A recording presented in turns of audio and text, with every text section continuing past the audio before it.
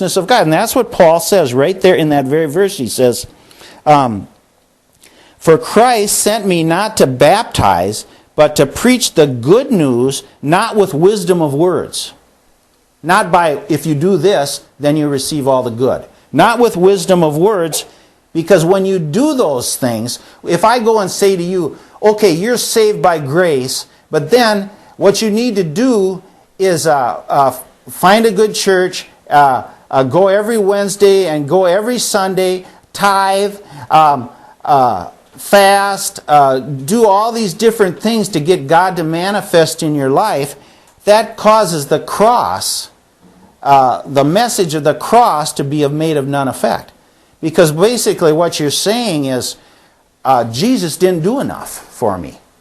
He didn't do enough. His work on the cross wasn't enough for me, so I'm going to have to tithe. I'm going to have to fast. I'm going to have to pray. I'm going to have to do all these things so that the life of God is going to manifest in me. That's what was going on back then, and that's what's going on back now. Now look at this. It says, for the preaching, this is what Scott read, for the preaching of the cross, it's foolishness unto them which, for the preaching of the cross is to them that perish foolishness. So if I go and tell you, or if I go and tell some other preacher, look, it's through the crucifixion and the death, burial, and resurrection of Jesus Christ that you receive forgiveness of sins and righteousness by faith. If you tell them that, they'll say, yeah, but what? You got to do all these other things first. That is absolute foolishness to them, that to think that you can have righteousness by faith without works. That is absolutely foolishness to them. But here's the thing. If you believe that Jesus Christ has made you righteous because of the finished work of Jesus Christ, and you're sinless and guiltless in His sight, it produces a spirit, the Spirit of Christ in you, and that will help you overcome sin in every area of your life. But if you try to become the righteousness of God by all your different commandments and laws and traditions, you might be able to do it for a week. You might be able to do it for 6 months.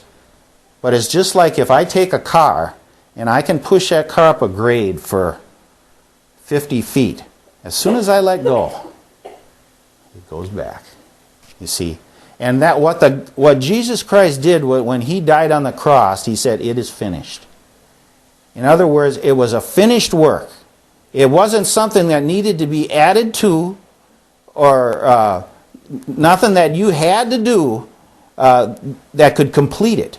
It was something that was finished and done. And so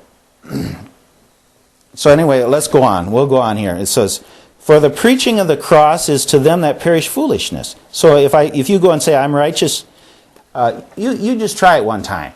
Go ahead and talk to some people and say, I'm the righteousness of God by faith. They will immediately say, well, what are you doing? Or, where are you at? What church are you attending? What do you do? And then, it's what do you do? The work of the cross is not what you do, it's what Jesus has done. The work of the cross is not what you do, but what Jesus has done. Just leave it run. And that's what we got to get through our heads. We got to get that through our heads, because if you try to do good, and I'm not saying you shouldn't try to do good, but I'm just saying you can only do good so long. Now, okay, let me go on here. It says, now look at verse 19, how this fits together. For it is written, I will destroy the wisdom of the wise, and I will bring to nothing the understanding of the prudent. Where is the wise? Where is the scribe? Where is the disputer of this world? Hath not God made foolish the wisdom of this world? Now look at this, verse 21. For after that, in the wisdom of God, the world by wisdom knew not God. You will not become any closer to God through your wisdom and through your your plans to reach God. You know, we used to when we used to go to the other church, or we used to fast for. We had a continual fast going on for like you know, one guy would fast one meal, then the next guy would fast another meal, the other guy would fast another meal. So there was a continual fast. So what were we doing, Jason? We were offering sacrifices, weren't we? Jesus is the last sacrifice that has to be offered. Do you remember that, Scott? We'd have to be doing this continual fast. And we thought that we'd get the favor of God going in our life. Well, look at the favor of God, what is done. Isn't it wonderful? Let me tell you, it doesn't work that way. Jesus has already done all the work that needs to be done, and all you need to do, the work of God that God demands of you today, you know what you need to do?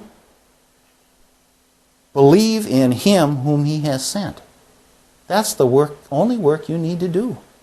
And as we believe on the things that He has done for us, then we will find the Spirit of God manifesting itself in our lives, instead of trying to do all these rules and regulations. See, it says, "For after that in the wisdom of God, the world by wisdom knew not God, it pleased God by the foolishness of preaching," what's it say? "To save them that believe." Through the foolishness of me telling you that you're the righteousness of God, just through the cross of Jesus Christ, that is the way God saves people today. And if you continue to stand in that, and not be drawn away into your own works and doing your own thing, then the work of God will manifest in your life. And you know, you don't have to do anything to become wealthy in Christ. You just have to believe on Him. You know, you don't have to pay your you don't have to pay your this certain amount of money each month. You know, that's the way the mafia works. If you don't pay them a certain amount of your profits, then they'll come by and they'll say, "Well, would you like protection?" And you know, and you say no. Well, then the next thing you know, your shop's broke in. Well, who do you think it's broke in by? It's broke in by them. But that's not the way God works. See, and God didn't want it that way. When He died on the cross, He died for us. And He became, the Scriptures say, He became poor, that you might become rich. See, He was the King of all the universe.